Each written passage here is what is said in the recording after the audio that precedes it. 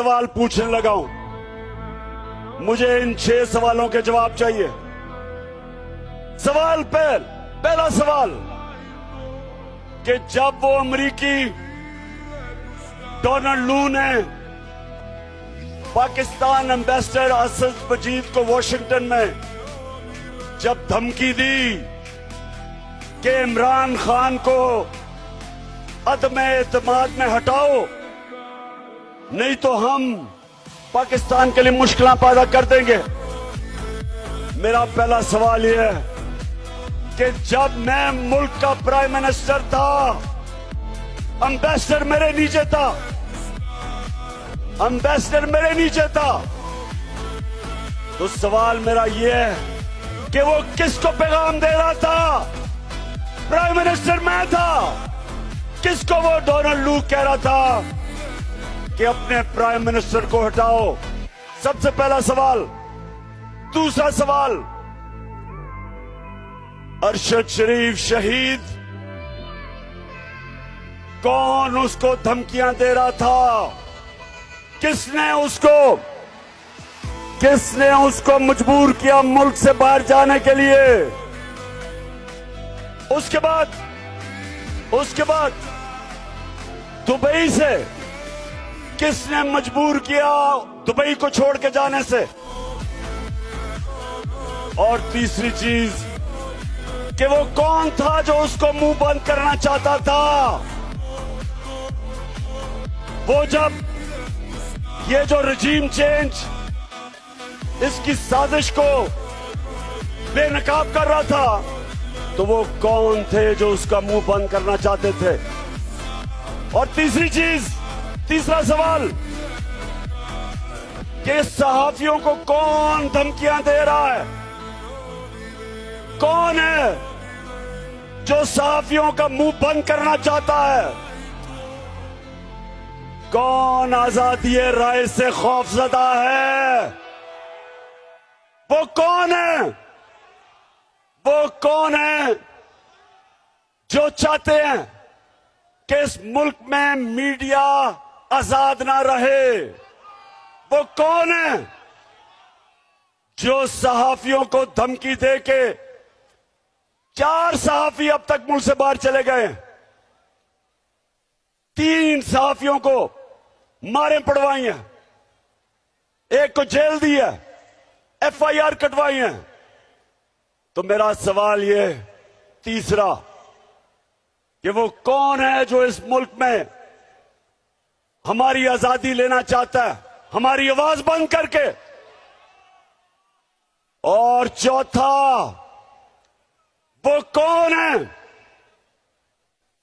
जिन्होंने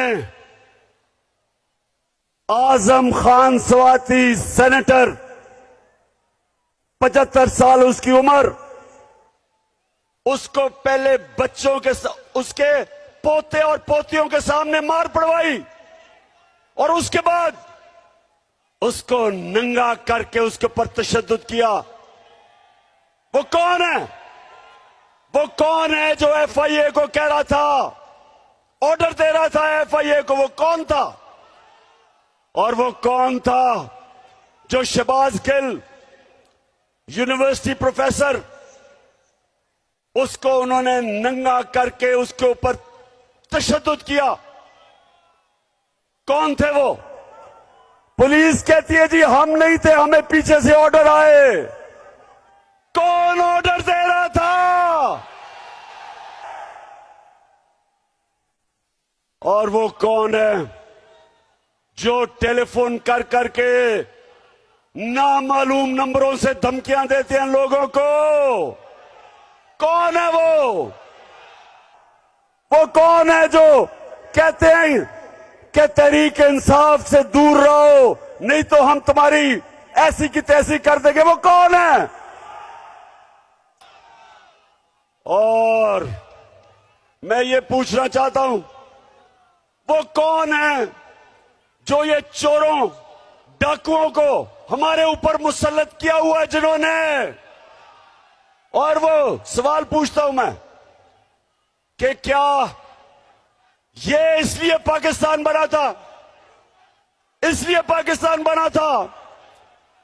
इसलिए कायदे आजम ने जद्दोजहद की थी और इल्लामा इकबाल ने हिंदुस्तान के मुसलमानों के लिए एक अजीम ख्वाब जिसका नाम पाकिस्तान था।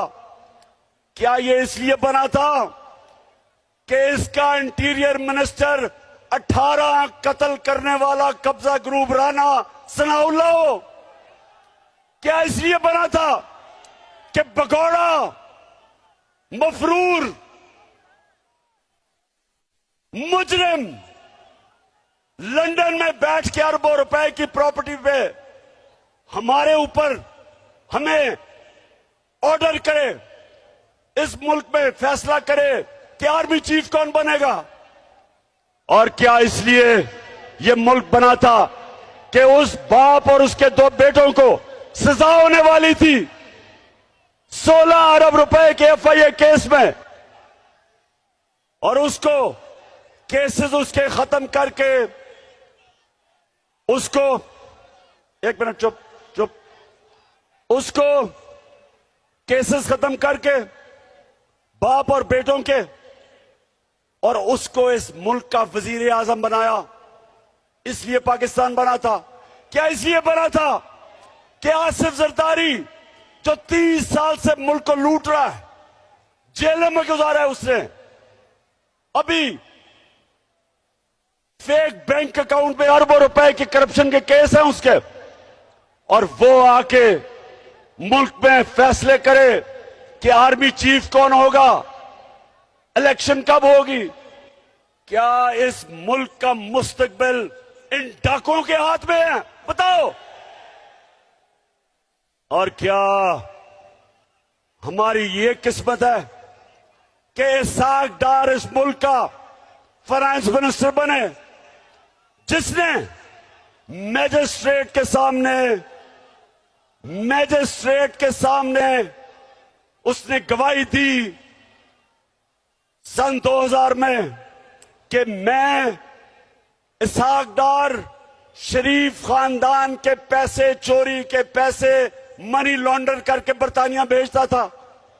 ये फाइनेंस मिनिस्टर है। मुझे मेरी कौम एक बात बताओ, हम सबसे दुनिया के अजीम लीडर मोहम्मद मुस्तफा सल्लल्लाहु अलैहि वसल्लम, हम उसके उम्मत हैं, और उसने